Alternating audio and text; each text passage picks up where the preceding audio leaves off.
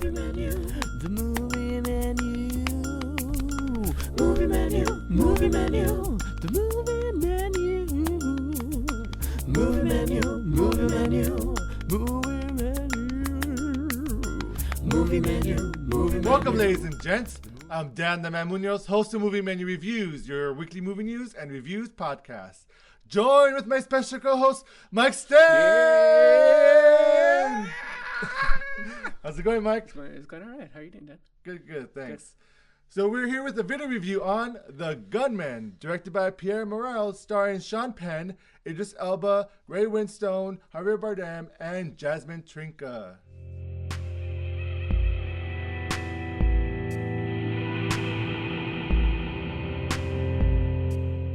Okay, Mike, we're going to discuss what worked, what didn't work, and our final thoughts before we review this film. So, Mike, what worked?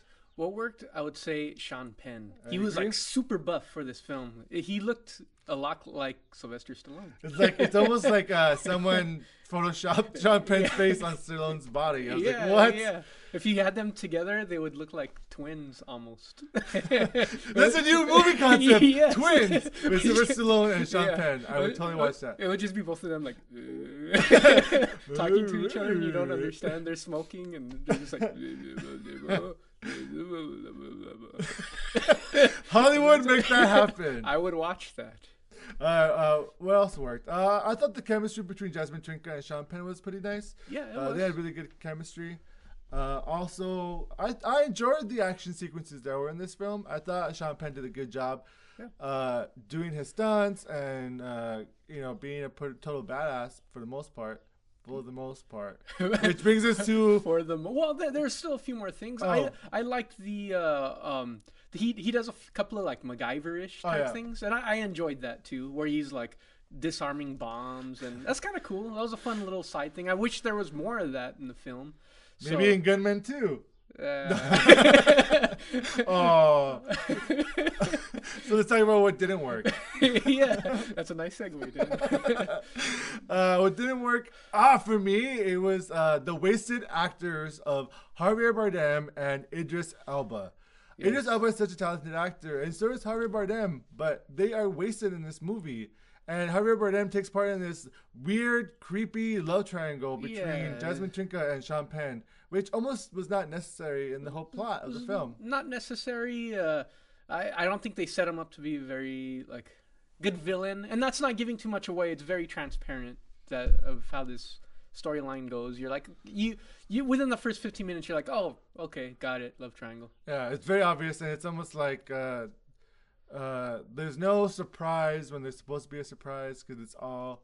What's one thing that's bad about this movie is also it's predictable. It's very predictable. Mm-hmm. I feel bad for Idris Elba because he does not star in this movie. It's basically like a cameo. Yeah, he's in the movie for like less than 5 And minutes. he's like his first introduction is not even an introduction to Idris Elba. He looks like Dr. Claw the way they filmed him. It just shows his hand. His back. He needed the cat. He needed the cat. It's like, oh, they have Dr. Claw in this film, and it's Idris Elba. Yeah. What else didn't work, Mike?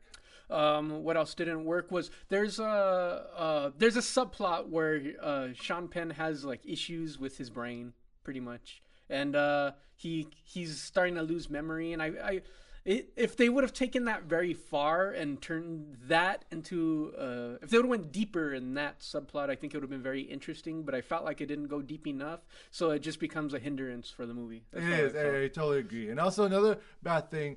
You talked about Javier Bardem being like not a good villain. This whole movie has nothing but weak villains in it. And Yes. Basically, the premise is there's this organization out to get Sean Penn, and you don't know who's part of it, who's a villain, who's not a villain, who's his friend, who's an enemy.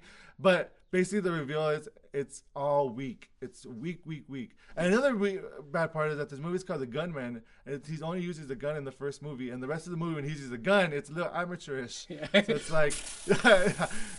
Yeah, exactly. He does, and he does a lot of hand-to-hand combat. Yeah. So I mean, which was fun to watch. Yeah, but for a it movie was called fun. The Gunman, it's funny that he has more hand-to-hand combat than he does with a gun. Shouldn't be called the Knife Man or the Fireman. There is fire. Or the Handsman. The Handsman. I would watch that for some reason. The Hands.